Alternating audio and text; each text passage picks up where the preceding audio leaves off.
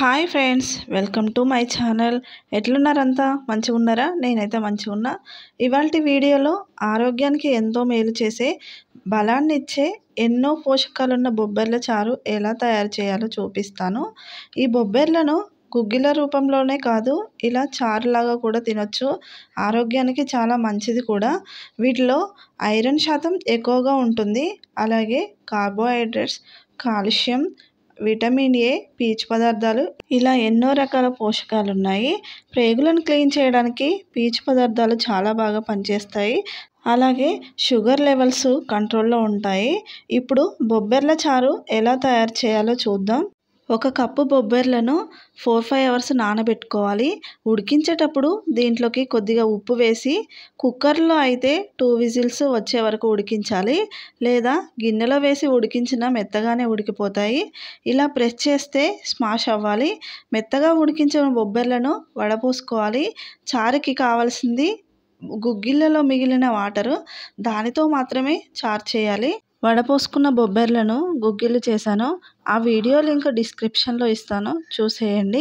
చారు చేయడం కోసం టమాటా, ఆనియన్, పచ్చిమిర్చి కట్ చేసుకొని పెట్టుకున్నాను.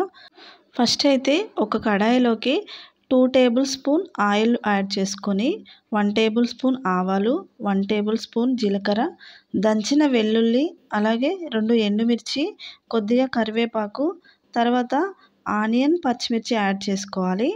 అలాగే పోపులోకి కొద్దిగా కొత్తిమీర కూడా యాడ్ చేసుకోవాలి. ఆనియన్ మొత్తం ఫ్రై అయ్యేలోపు బొబ్బర్ల పేస్ట్ అయితే రెడీ చేసుకుందాం.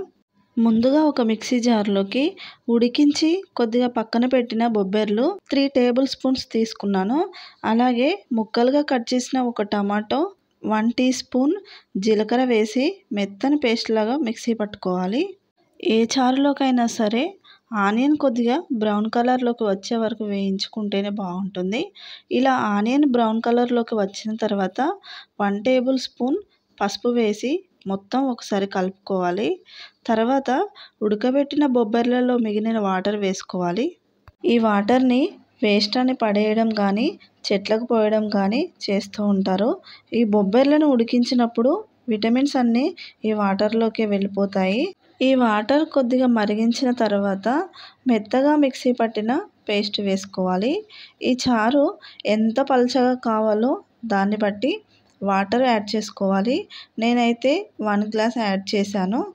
దీంట్లోకి 1 టేబుల్ స్పూన్ కారం, అలాగే చింతపండు పులుసు కొద్దిగా వేసి మొత్తం ఒకసారి కలిపి మూత పెట్టి చారు చిక్కపడే వరకు 10 నిమిషాలు మరిగించుకోవాలి.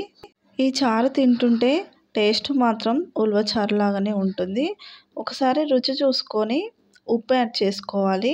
చివరగా కొత్తిమీర, అలాగే సాంబార్ మసాలా ఉంటే యాడ్ చేసుకోవచ్చు, లేకపోయినా పర్లేదు, స్కిప్ చేయొచ్చు. ఇప్పుడైతే ఎంతో టేస్టీగా ఉండే బొబ్బర్ల చారు రెడీ అయిపోయింది. ఒకసారి ట్రై చేసి మీకు ఎలా కుదిరిందో కామెంట్ చేయండి.